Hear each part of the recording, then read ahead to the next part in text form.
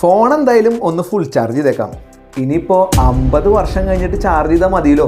ഇത് പറയുമ്പോൾ നിങ്ങൾ വിചാരിക്കും ഞാൻ എന്തുട്ടായി പറയണമെന്നുള്ളത്. അതെ, ഇനി മുതൽ ഫോൺ ഒരിക്കൽ ചാർജ് ചെയ്ത് കഴിഞ്ഞാൽ പിന്നെ ചാർജ് ചെയ്യുന്നത് 50 വർഷം കഴിഞ്ഞിട്ട് മതി.